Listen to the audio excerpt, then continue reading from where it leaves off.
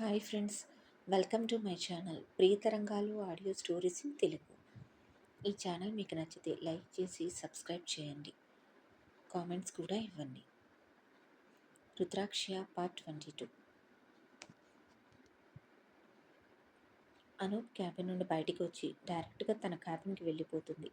పడిపడిగా అడుగులు వేసుకుంటూ ఆకృతి క్యాబిన్లో సీట్లో కూర్చొని వేగంగా కొట్టుకుంటున్న చిట్టి గుండెని అదుపు చేయాలని ట్రై చేసి విఫలమవుతుంది.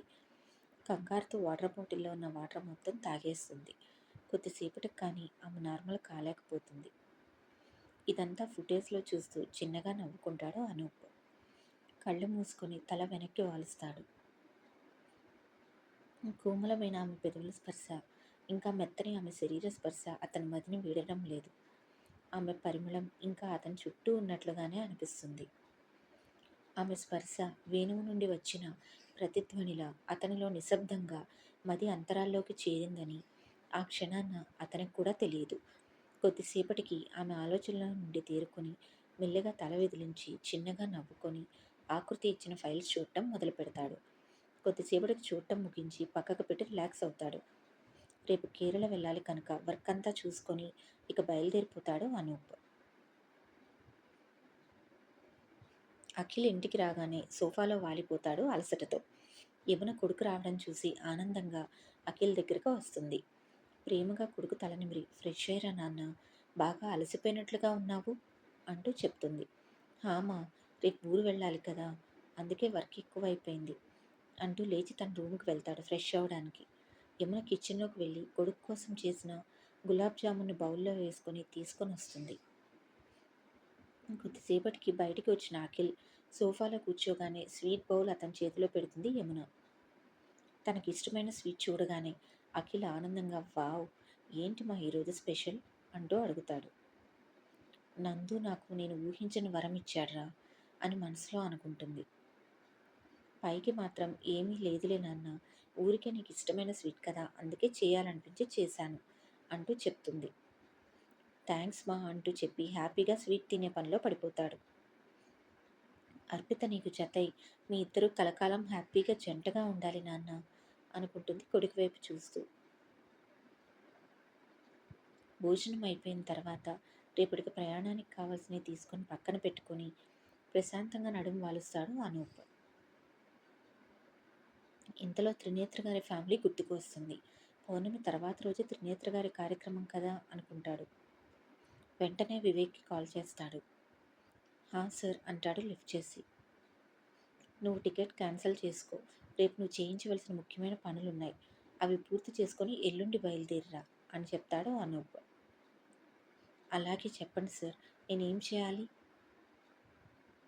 పౌర్ణమి తర్వాత రోజు అంటే అంటూ డేట్ చెప్పి త్రినేత్ర గారి కార్యక్రమం ఆ రోజు. ముందుగా నేను ఫోటో పంపిస్తాను, నెట్లో దినంకా డిజైన్ చేయించు, ఇంకా పేపర్లో కార్యక్రమం ముందు రోజు అంటే పౌర్ణమి రోజు యాడ్ వేయించు ఫోటోతో సహా. ఇంకా ఆ రోజు కార్యక్రమానికి పంతులతో సహా ప్యాకేజ్ మాట్లాడు, ఇంకా క్యాటరింగ్ కూడా మాట్లాడి పెట్టు. అన్నీ పూర్తయిన తర్వాత శ్రీలత గారి దగ్గరికి వెళ్ళి నాకు ఒకసారి కాల్ చేయి, ఇంకా ఏమైనా కావాలేమో నేను కనుక్కొని చెప్తాను, అమౌంట్ ఇప్పుడే నీకు పంపిస్తాను అంటూ చెప్పి కాల్ కట్ చేసి అమౌంట్ వేసేస్తాడు అతని అకౌంట్కి. వివేక్ కాల్ కట్ చేసిన వెంటనే శ్రీలత గారికి కాల్ చేస్తాడు.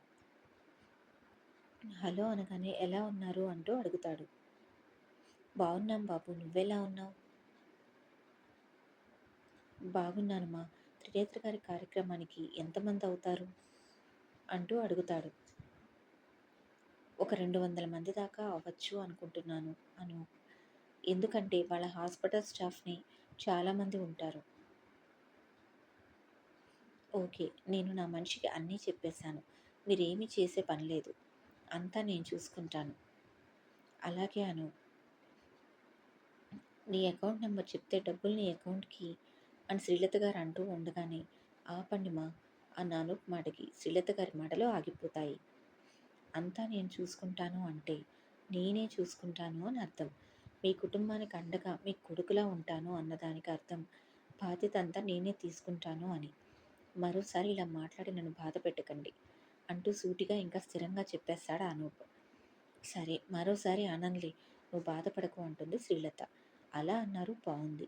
అంటూ తను వివేక్ అప్పగించిన పనులన్నీ చెప్పి, ఇంకా ఏమైనా ఉన్నాయామా అంటూ అడుగుతాడు. నాకు తెలిసినంత వరకు చెప్పాను. ఇంకా ఏమైనా ఉంటే చెప్పండి. నువ్వన్నీ చెప్పేశావు అనూప్. కానీ ఒక్కటే మిగిలిపోయింది. ఆయన జ్ఞాపకార్థం అందరికీ ఆయన పేరు వేయించి గిఫ్ట్ ఇవ్వాలి బాబు. ఓహ్! అవునా? అయితే ఏం కావాలో మీరు చెప్పండి. రేపు పనులన్నీ అయిపోయిన తర్వాత మన మనిషి మీ ఇంటికి వస్తాడు. అప్పుడు మీకేం గిఫ్ట్ కావాలో చెప్తే అవి కూడా తెచ్చేస్తాడు. సరే అనూప్, కానీ ఒకటి, గిఫ్ట్స్‌కి డబ్బులు మాత్రం చందన తన సేవింగ్స్ నుండి ఇస్తుంది. అమ్మా! నేనిప్పుడే చెప్పాను మీకు అంటాడు చిరుకోపంగా. అది కాదనూప్. మిగతా అంతా నువ్వు పెట్టుకో. నేను కాదంటం లేదు. కానీ గిఫ్ట్స్‌కి డబ్బులు మాత్రం కూతురు మాత్రమే పెట్టాలి. అది పద్ధతి.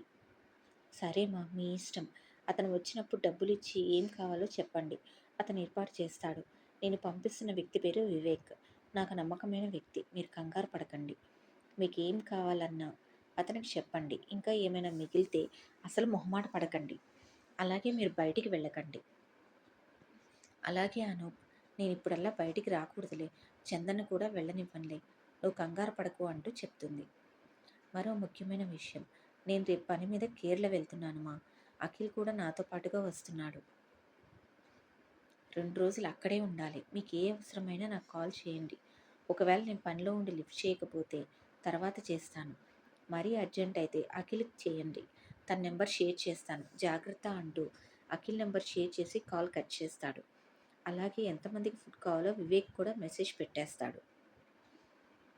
నీకు మాకు ఏ బంధమో అనుకుంటూ అనూప్ గురించి ఆలోచిస్తూ ఉండిపోతుంది శ్రీలత. ఇంతలో అమ్మ అంటూ చందన అక్కడికి వస్తుంది. చెప్పు చందు. మా నాన్న కార్యక్రమం దగ్గరికి వస్తుంది. అన్నయ్య ఇంకా కాల్ చేయలేదు. నేను చేయనా ఒకసారి? అనూప్ మనల్ని మర్చిపోడులే. ఇప్పుడే కాల్ చేసి మాట్లాడాడు అంటూ అన్ని విషయాలు చెప్తుంది. ఇంతలో అమ్మ అన్న పిలుపు విని ఇద్దరూ గుమ్మం వైపు చూస్తారు. చాకలామె రావడంతో కార్యక్రమం ముందు రోజు చేయవలసినవన్నీ మాట్లాడుతుంది శ్రీలత. ఆమె సరే అని చెప్పి వెళ్ళిపోతుంది. ఆ తర్వాత ఇద్దరూ కలిసి నెట్లో ఒక స్టీల్ ఐటెం గిఫ్ట్గా వెతికి సేవ్ చేసి పెడతారు. పేపర్ మీద ఆ స్టీల్ ఐటెం మీద ఏం రాయించాలో కూడా రాసి పెట్టుకుంటారు. తర్వాత అన్నీ ఒక పక్కన పెట్టి పడుకోవడానికి వెళ్ళిపోతారు. ఎంతగా నిద్రపోదామని ట్రై చేసినా నిద్ర పట్టడం లేదు అనూప్కి. ఇంకా ఆకృతి తన కౌగిట్లోనే ఉన్నట్లుగా అనిపిస్తుంది. అక్కడ ఆకృతి పరిస్థితి కూడా అందుకు భిన్నంగా ఏమీ లేదు. ఆలోచనల నడుమ ఎప్పటికో నిద్రపోతారు ఇద్దరు. ఉదయాన్నే లేచి ఫ్రెష్ అయ్యి టిఫిన్ తిని ఎయిర్పోర్ట్కి చేరుకుంటారు అఖిల్ ఇంకా అనూప్. యమునకి విషయం తెలియదు కనుక జాగ్రత్త అని మాత్రమే చెప్పగా, అనూప్ కుటుంబానికి విషయం తెలుసు కనుక బోలెడు జాగ్రత్తలు చెప్పి పంపిస్తుంది అంజలి. భరత్ గారు గట్టిగా చెప్పారు కనుక బాధగా అనిపిస్తున్నా కూడా దాన్ని మనసులోనే అణిచిపెట్టి నవ్వుతూ పంపిస్తుంది అంజలి. 2 గంటల తర్వాత గమ్యాన్ని చేరుకుంటారు. కేరళ. పచ్చని ప్రకృతికి పెట్టింది పేరు. స్వర్గం భూమికి దిగిందా అన్నంత అందంగా ఉండే ప్రదేశం. అందుకే దీనికి గాడ్స్ ఓన్ కంట్రీ అని కూడా పేరు. ఇక్కడ వనాలు పచ్చని ప్రేమలాగా విరబూస్తాయి. ఆ అందమైన ప్రకృతిని చూస్తూ ఇద్దరూ రిసార్ట్‌కి చేరుకుంటారు. రూమ్‌లోకి చేరుకొని ఫ్రెష్ అయ్యి వచ్చి ఒక స్ట్రాంగ్ కాఫీ చెప్పి బాల్కనీలో కూర్చుంటారు ఇద్దరు. చంద్రకాంత్ వివరాలు మాట్లాడుకుంటూ ఉండగానే బెల్ మోగడంతో డోర్ ఓపెన్ చేసి కాఫీ తీసుకొని మరలా బాల్కనీలోకి వస్తాడు అఖిల్. కాఫీ తాగుతూ కొద్దిసేపు అన్ని విషయాలు ప్రక్కన పెట్టి పచ్చని ప్రకృతిని ఆస్వాదిస్తూ కాఫీ తాగుతాడు. తర్వాత ఇద్దరూ అన్ని విషయాలు మాట్లాడుకొని వివరాలు మొబైల్లో పిక్స్ తీసుకొని బయలుదేరతారు. హోటల్ అతనితో ముందుగానే మాట్లాడటంతో కార్ రెడీ చేయించి పెడతాడు. వాళ్ళ రిసార్ట్ నుండి గంట ప్రయాణం మొదటి వ్యక్తింటికి. చంద్రకాంత్ అని పేరున్న ఇద్దరిళ్ళకి దగ్గరలో చాలా రిసార్ట్స్ ఉన్నా కానీ కావాలని దూరంగా తీసుకుంటాడు అనూప్. ఎందుకైనా మంచిది అని. ఇద్దరూ కారులో బయలుదేరతారు. గంట ప్రయాణం తర్వాత చంద్రకాంత్ అని పేరున్న మొదటి వ్యక్తి ఇంటికి చేరుకుంటారు. ఇంటికి కొద్ది దూరంలోనే కారు ఆపుతారు. ముందుగా చుట్టుప్రక్కల గమనిస్తారు. ఏమీ అనుమానాస్పదంగా అనిపించదు. అయినా కానీ ఎందుకైనా మంచిదని వాళ్ళు అనుకున్న ప్లాన్ ప్రకారం ప్రొసీడ్ అవ్వాలి అని నిర్ణయించుకుంటారు. అఖిల్ కార్లోనే ఉంటాడు డ్రైవింగ్ సీట్లో. అనూప్ కారు దిగుతాడు. ఈ స్టోరీ నచ్చితే సబ్స్క్రైబ్ చేయండి.